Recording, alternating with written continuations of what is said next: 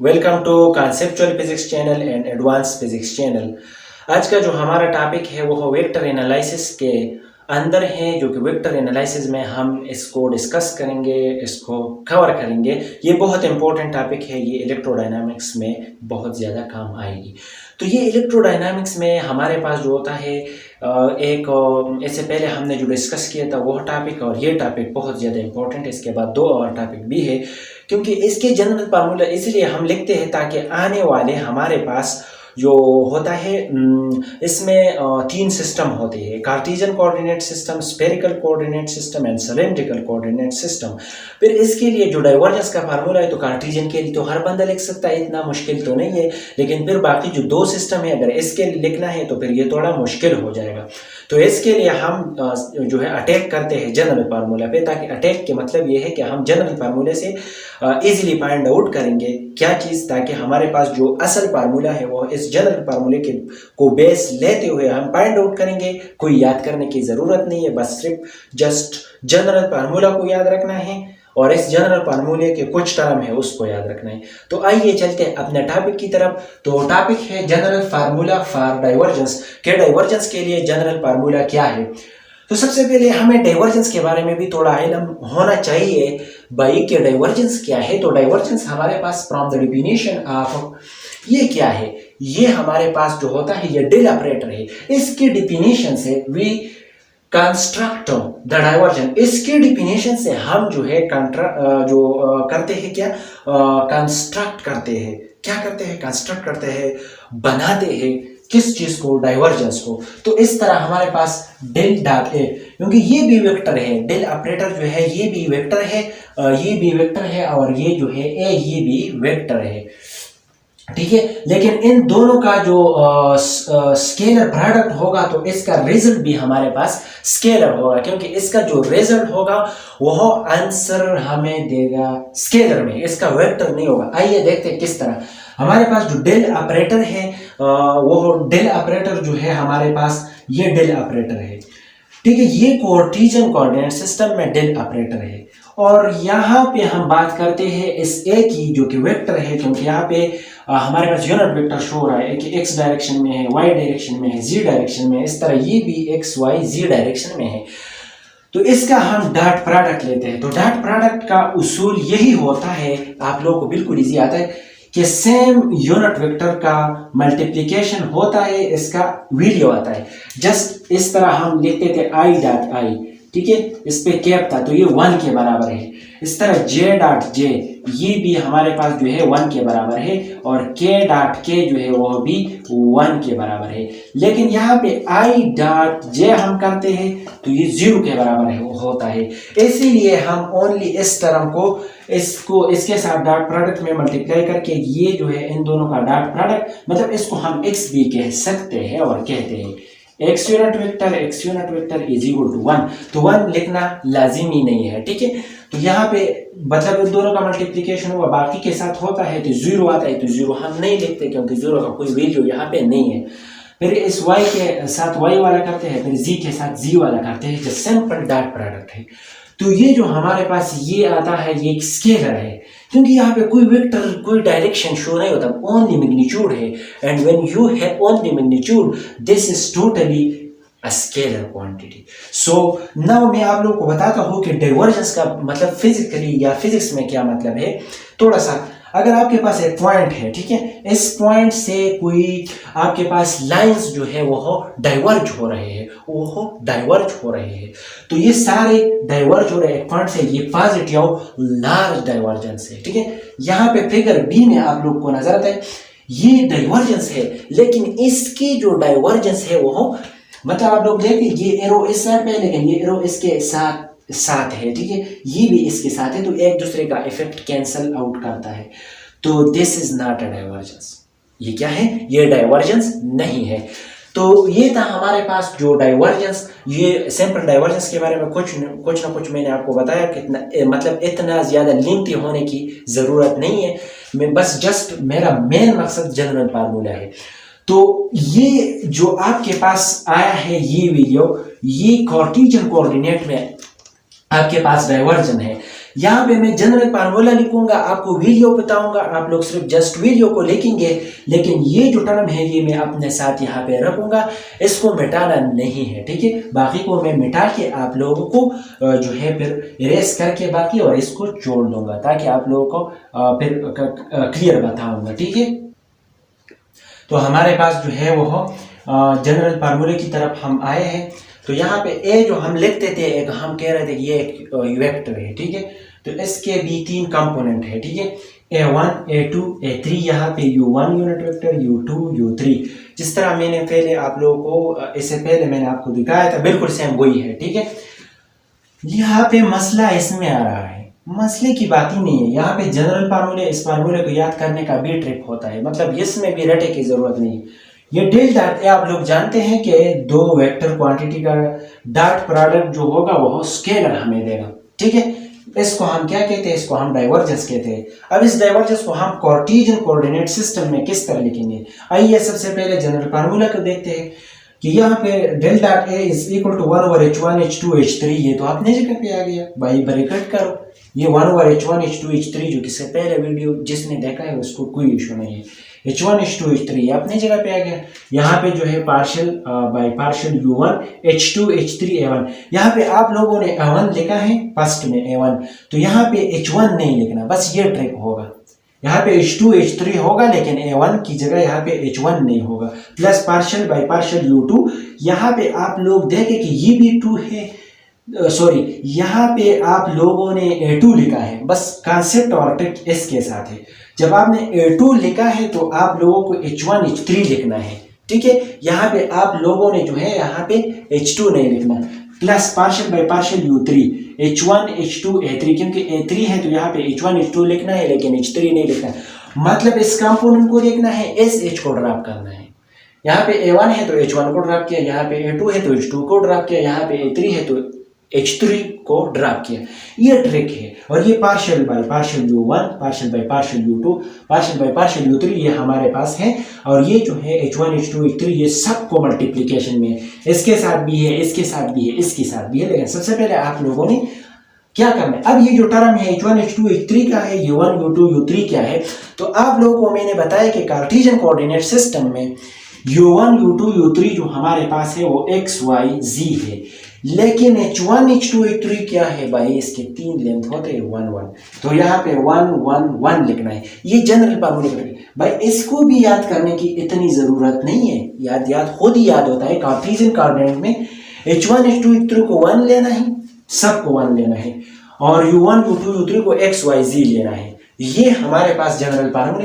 ये वीडियो हम लोगों ने इस जनरल फार्मूले में जस्ट पुट करना है। आइए देखते हैं किस तरह हम इसको जो है पुट करते हैं, ठीक है। अभी मैं लिख के आपको दिखाता हूं। तो यहाँ पे आप लोगों को मैंने इससे पहले लिखा था कि आपका टाइम जो है वेस्ट ना हो। तो यहाँ पे h1 h2 h3 1 1 1 है, यहाँ पे पार्शियल बाय पार्शियल u1 क्या है, x है। भाई इस वीडियो को मैंने पुट किया है, भाई ये वीडियो आप इस फार्मूले के अंदर पुट करेंगे तो आपके पास फाइनल रिजल्ट आएगा, जो मैंने पहले आपको इन फार्मूले से पहले मैंने कार्टेशियन कोऑर्डिनेट के लिए आपको लिए किया था। भाई यहाँ पे 1 1 का मल्टीप्लिकेशन 1 आता है, नहीं लिखते। यहाँ पे 1 1 का मल्टीप्लिकेशन 1 आता है, नहीं लिखते। यहाँ पे 1 1 का मल्टीप्लिकेशन 1 आता है, नहीं लिखते। यहाँ पे 3 1 का मल्टीप्लिकेशन भी 1 आता है, नहीं लिखते। तो हमारे पास फाइनल ये आता है, partial by partial x a1 plus partial by partial y a2 plus partial by partial z a3। ये डेल डॉट a जो कि दोनों वेक्टर का जो है स्केलर है, क्योंकि यहाँ पे मुझे कोई वेक्टर जो है नजर नहीं था, क्योंकि सिर्फ मैग्नीट्यूड हमें दिया है। आइए इस फार्मूले को, इस जनरल फार्मूले को हम अप्लाई करेंगे for the divergence in spherical coordinate system. तो आइए उसको देखते हैं। तो हमारे पास ये स्फेरिकल कोऑर्डिनेट सिस्टम पर डाइवर्जेंस है। यहाँ पे h1 h2 h3 का ध्यान रखना है, इसको याद करना है। जनरल फार्मूला तो याद हो गया, इसका कोई इशू नहीं। h1 1 है, h2 r है, h3 r sin थीटा है, जो कि ग्राफ से मेरे, अगर आपको इशू है तो मैं फिर इंशाल्लाह नेक्स्ट लेक्चर में ग्राफ से आपको दिखाऊंगा कि ये किस तरह है, लेकिन आप लोगों ने याद लाजिमी रखना है। u1 u2 u3 क्या है भाई, ये r थीटा साई है, ये भी याद रखना है। इसको कोई लोग पाई कहते हैं, कोई काई कहते हैं, मर्जी जो भी है, ठीक है। तो आइए ये जो वीडियो है इसको हम पुट करेंगे इस जनरल फार्मूले में। यहाँ पे डेल डॉट ए को मैंने लिखा है 1 डिवाइडेड बाई H1 1 है, डॉट H2 जो है वो R है, और डॉट जो हमारे पास है ये मल्टीप्लिकेशन का डॉट है, ठीक है, ये डॉट प्रोडक्ट नहीं है क्योंकि आप लोग को थीटा की जरूरत नहीं है, ये R sin थीटा है, ठीक है। यहाँ पे बड़ा ब्रैकेट हमने किया है पार्शियल बाय पार्शियल, U1 हमारे पास जो है वो R है, ठीक है। यहाँ पे आप लोग अंदर देखे H1 की जगह क्या H2 और H3 है भाई, H2 थ्रू, तो R स्क्वायर साइन थीटा मैंने R को मल्टीप्लाई करके लिखा, और यहाँ पे जो है A1 अपनी जगह पे आ गया और प्लस करना है, और यहाँ पे आप लोगों ने पार्शियल बाय पार्शियल, यहाँ पे U2 जो है वो थीटा है, N2 आप लोगों ने H1 1 लिखना है, 1 लिखने की ज़रूरत नहीं है, और H2 नहीं लिखना है क्योंकि H3 है, तो आप लोगों ने R sin थीटा लिखना है, ठीक है। ये आपके पास आ गया, यहाँ तक प्लस करना है, पार्शियल बाय पार्शियल साई करना है क्योंकि U3 जो है वह साई है, H1 1 है नहीं लिखना, H2 जो है हमारे पास R है तो R लिखना है, और A3 लिखना है जो कि ऊपर हमने यहाँ पे A2 को मिस किया है, यहाँ पे A2 भी है, ठीक है, क्योंकि स्पेस कम है इसलिए इशू होता है। तो ये मतलब मल्टीप्लिकेशन है, ये सबसे बड़ा ब्रैकेट जो होता है स्क्वायर ब्रैकेट है, ठीक है, ताकि आप लोगों का यहाँ पे भी कंफ्यूजन की जरूरत नहीं। भाई ये बहुत इजी है, H1 H2 H3 के याद करना है स्फेरिकल कोऑर्डिनेट के लिए,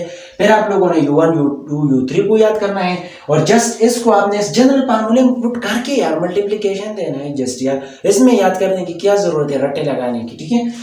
तो अगर आप लोग देखें तो यहाँ पे R स्क्वायर स्पेस कम है, इस वजह से मैं इसको मिटा के लिखूंगा ताकि आपके पास यहाँ पे आता है 1 over R square sine theta, ठीक है, क्या आता है 1 over R square sine theta. यहाँ पे ये थीटा जो है साइन थीटा ये कांस्टेंट हम ले सकते हैं, बाहर भी ले सकते हैं इसे, क्योंकि ये पार्शियल जो है ये R पे ले होगा, बट नेवरदलेस आप लोगों की मर्जी है, अंदर लिखते हैं या बाहर, ठीक है, ये आप लोगों पे ही डिपेंडेंट है, ठीक है। और ये पार्शियल बाय पार्शियल थीटा, ये थीटा अंदर रखते हैं R और A2 को, अगर आप बाहर लेते हैं तो फिर भी आप पे डिपेंड करता है, जिस तरह ये सब को बाहर लेंगे तो क्या रह जाता है। तो बात यहाँ पे ये है कि आप लोगों ने यहाँ पे ये आपके पास जो है spherical coordinate system divergence formula है, इसको इतना लंबा सा याद करने की जरूरत, और एक बहुत इंपॉर्टेंट बात रह गई, इसका मल्टीप्लिकेशन इसके साथ करना है, और ये इसके साथ, ये जो साइन थीटा है ये इस साइन थीटा के साथ कैंसिल होगा। किस तरह कैंसिल होगा, क्योंकि ये बाहर हम लेंगे, क्योंकि ये A1 और साइन थीटा कांस्टेंट है, क्योंकि पार्शियल है, पार्शियल डेरिवेटिव हम विद रिस्पेक्ट टू वेरिएबल लेते हैं, बाकी कांस्टेंट होते हैं, इसलिए तो ये अंदर मल्टीप्लाई होगा, ये R जो है ये कैंसिल नहीं होगा, ये R जो है ये बाहर है, ठीक है। यहाँ पे ये बाहर है, यहाँ पे आप लोग देखें ये अंदर मल्टीप्लाई होगा, साइन थीटा कैंसिल यहाँ पे नहीं होगा, यहाँ पे R आएगा, सिर्फ R के साथ R कैंसिल होगा, ठीक है। तो आइए मैं आप लोगों को ये मिटा के इसका फाइनल रिजल्ट लिखूंगा ताकि आप लोगों का वो इशू भी क्लियर हो जाएगा। ये हमारे पास जो है फाइनल रिजल्ट है। यहाँ पे आप लोगों को ये एक और बात याद रखना चाहिए, क्योंकि मैंने इससे पहले जो कार्टेशियन कोऑर्डिनेट सिस्टम के लिए नहीं किया था, आप लोगों की मर्जी है लेकिन करना लाजिमी है। यहाँ पे A जो है यहाँ पे A1 U1 A2 U2 A3 U3, क्योंकि ये 1 2 3 की जगह आप लोगों ने कोऑर्डिनेट सिस्टम को देखना है, वहां से आप लोगों ने उठाना है, क्योंकि जिस तरह मैंने AR को लिया है, A थीटा को लिया है, SI को लिया है, कार्टेशियन कोऑर्डिनेट सिस्टम में आपने AX AY और AZ को लेना है, ठीक है। तो ये आप लोग पे डिपेंड है, ये इससे पहले जो है मैंने मिस किया, आप लोग खुद ही लिखे, लेकिन यहाँ पे आप लोग जो है देखें कि यहाँ पे जो मैंने मल्टीप्लाई किया था, यहाँ पे साइन थीटा आ रहा था, वो बाहर इसके साथ मैंने बाहर लिया, वो कैंसिल हो गया, यहाँ पे साइन थीटा अपनी जगह पे, लेकिन यहाँ अंदर R था, तो R इस R के साथ कैंसिल हो गया, R रह गया, लेकिन ये R स्क्वायर था इसलिए R है, ठीक है। A थीटा अपनी जगह पे प्लस R, यहाँ पे R A साई था, तो ये मतलब इससे पिछले आपको नजर आएगा, आप लोग साथ राइट डाउन करें तो आप लोगों को इसके बाद जो स्टेप है वो है, अंदर मैंने जस्ट सिंपल उसको 1 ओवर R, ये मैंने अंदर मल्टीप्लाई किया, 1 over R square sine theta को मैंने मल्टीप्लाई किया, जहाँ पे इंपॉर्टेंट और कैंसलेशन की ज़रूरत थी या कैंसिल हो रहे थे तो वहाँ पे मैंने कैंसिल किया। आइए लास्ट स्टेप की तरफ चलते हैं। तो हमारे पास यहाँ पे सिलेंड्रिकल कोऑर्डिनेट सिस्टम पर डाइवर्जेंस को हमने लिखना है, इस जनरल फार्मूले को यूज करके, इस ट्रिक को यूज करके।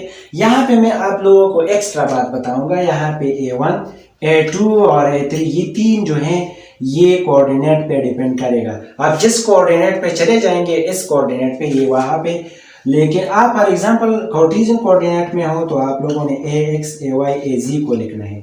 अगर आप सिलेंड्रिकल कोऑर्डिनेट सिस्टम पे हो तो आप लोगों ने यहाँ पे जो a1, a2 और a3 है इसको आप लोगों ने as, asi और az को लिखना है, क्योंकि ये जो तीन u1, u2 है इसको आप लोगों ने फॉलो करके लिखना है। तो इसमें इस एक्स्ट्रा बात बिल्कुल नहीं है। आप लोग यहाँ तक आ चुके हैं तो आप लोग होपफुली अंडरस्टैंड कर चुके हैं इस जनरल फार्मूले को, और इस जनरल फार्मूले को आप इजीली अप्लाई करेंगे for Cartesian coordinate system, for cylindrical coordinate system and spherical coordinate system. Just cylindrical coordinate system को थोड़ा सा अंडरस्टैंड करते हैं।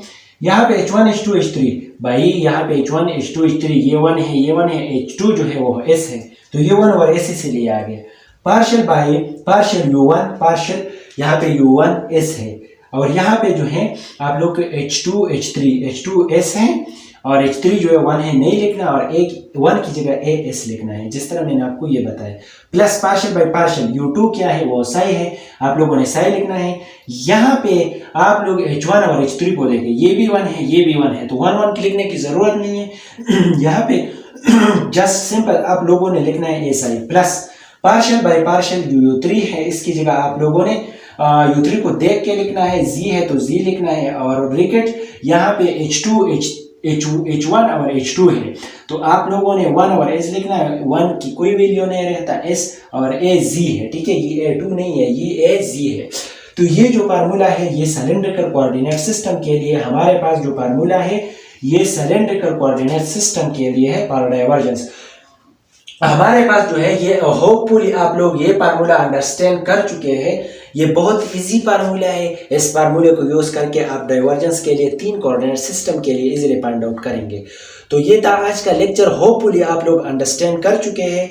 Thank you for watching this smart lecture.